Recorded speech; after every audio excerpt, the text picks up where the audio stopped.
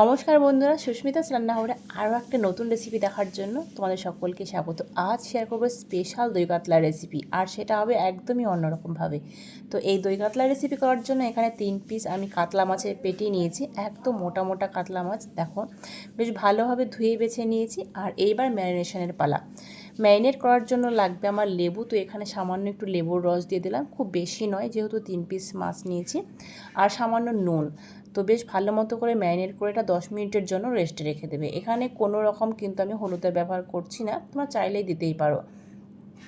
আর এদিকে লাগছে আমার 5-6টা কাজু, আর 2 চামচ মতো দিচ্ছি পোস্ত। এই কাজু আর পোস্তটাকে আমি পেস্ট করে নেব। প্রথমে একটু গুঁড়ো করে নিচ্ছি, তারপরে এখানে অল্প জল অ্যাড করে পেস্ট করব। সেক্ষেত্রে দেখবে পেস্টটা কিন্তু খুবই ভালো হয়। আমার রেসিপি যারা দেখো তারা দেখেই বুঝতে পারছো আমি পোস্ত কাজু ঠিক এভাবেই পেস্ট করি।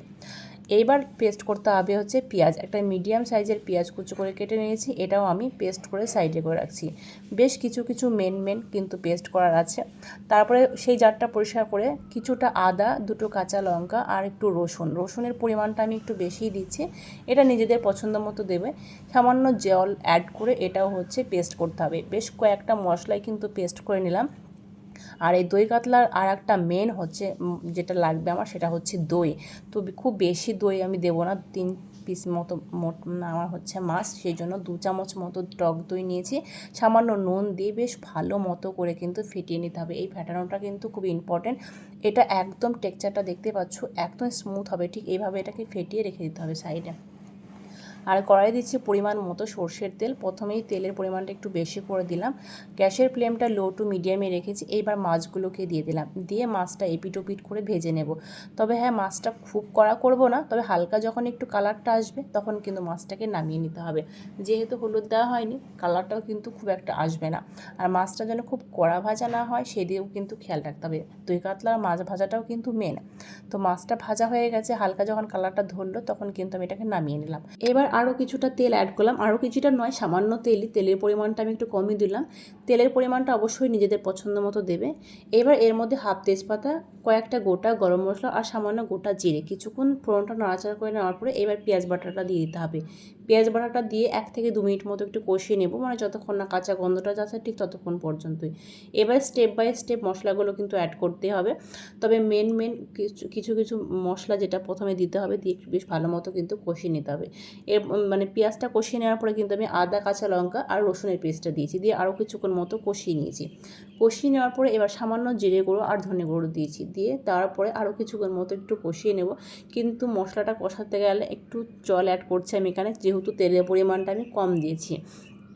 দিয়ে আরও কিছুক্ষণ মতো এভাবে একটু নাড়াচাড়া করে নিতে হবে। এবার এর মধ্যে অ্যাড করলাম সামান্য নুন। আর এইবার যেটা দেবো সেটা হচ্ছে কাজু আর পোস্ত যে বেটে রেখেছিলাম সেটা দিয়ে দিলাম। দিয়ে ভালো মতো আবারও 1 থেকে 2 মিনিট মতো একটু মিশিয়ে নিতে হবে। জাস্ট স্টেপ বাই স্টেপ মশলাগুলো কিন্তু মেশানোর পালা, একসাথে কিন্তু সবগুলো পরপর কিন্তু দিয়ে দিও না। দিয়ে কিছুক্ষণ কষিয়ে নিয়ে তারপরে দিতে হবে। এবার লাস্টে যেটা দিলাম সেটা হচ্ছে টক দই। টক দইটা দেওয়ার পরে 1 মিনিট মতো নাড়াচাড়া করে নেওয়ার পর ওই বাটিটা ধুয়ে আমি আর একটু জল দিলাম, খুব বেশি নয়, 2 টেবিল চামচ মতো হবে। দিয়ে এইবার হচ্ছে নেড়েচেড়ে এটা ঢাকা চাপা দেবো। ঢাকা চাপা দিয়ে 2 থেকে 3 মিনিট মতো একদম লো টু মিডিয়ামে একটু কষিয়ে নিতে হবে। 2-3 মিনিট কষিয়ে নেওয়ার পর দেখতে পাচ্ছ মশলা থেকে তেলটা ছেড়েছে, কিন্তু তেলের পরিমাণটা আমি এতটাই কম দিয়েছি যে দেখে বুঝতে পারছো। আর যেহেতু কাজু পোস্ত আছে তো সেই জন্য নিচে একটু লেগে গেছে, সেটা নাড়াচাড়া করার পরে কিন্তু সেটা আর অসুবিধে হবে না। তো বেশ ভালো মতো নেড়েচেড়ে এবার আমি এখানে 1 গ্লাস মতো জল অ্যাড করছি। উষ্ণ গরম জল কিন্তু অবশ্যই দেবে, অতিরিক্ত বেশি নয়। এবার সামান্য চিনি অ্যাড করলাম, আর এখানে হাফ চামচের কম দিয়ে দিলাম একটু নুন। দিয়ে বেশ ভালো মতো মিশিয়ে নিয়ে হাই ফ্লেমে ফুটিয়ে নিতে হবে 2 থেকে 3 মিনিট মতো। 3 মিনিট ফুটিয়ে নেওয়ার পরে এবার হচ্ছে সেই ভেজে রাখা মাছটাকে আমি অ্যাড করলাম। মাছটা দেওয়ার পরে এবার উপর থেকে 2টো চেরা কাঁচা লঙ্কা দিলাম। এটা পুরোটাই অপশনাল, দিতেও পারো নাও দিতে পারো। আরও 2 থেকে 3 মিনিট মতো এবার ফুটিয়ে নেব। আর এদিকে আমি কিছুটা নিয়েছি ধনেপাতা, সেই ধনেপাতাটাকে কুচো করে নিচ্ছি। এটা পুরোটাই অপশনাল, দিতেও পারো নাও দিতে পারো। 2 থেকে 3 মিনিট ফুটিয়ে নিয়েছি, এবার ঢাকনাটা করে তোমাদের দেখাচ্ছি। গ্রেভিটা কিন্তু অনেকটাই কমে এসছে। এইভাবে এবার গ্যাসের ফ্লেমটা পুরোপুরি লোতে করে দিয়েছি। এবার ওপর থেকে যেটা দেবো সেটা হচ্ছে কাঁচা সর্ষের তেল। এটা কিন্তু অবশ্যই দিও। আর তবে হ্যাঁ, কাঁচা সর্ষের তেলটা পুরোটাই অপশনাল, দিতেই হবে সেরকম কোনো ব্যাপার নাই, না চাইলে নাও দিতে পারো। আর যেটা দিচ্ছি সেটা হচ্ছে গরম মশলা গুঁড়ো, একদম সামান্য দিলাম, খুব বেশি নয়। আর ওপর থেকে লাস্টে যেটা দিলাম সেটা হচ্ছে ধনেপাতা কুচো। ব্যাস মিশিয়ে নিলেই কিন্তু রেডি স্পেশাল দই কাতলা রেসিপি। একবার ট্রাই করে দেখো, খেতে অসম্ভব ভালো লাগবে। আশা করছি গরম গরম ভাতের সাথে কিন্তু অপূর্ব লাগবে। দেখতেই পেলে একদম কম তেলে কিন্তু এটা তৈরি করলাম। আর এইবার জামাই ষষ্ঠীতে একবার এরকমভাবে কম তেলে কিন্তু তৈরি করে দেখতেই পারো। যদি ভিডিওটি ভালো লাগে অবশ্যই লাইক কমেন্ট বেশি বেশি করে শেয়ার করে দিও।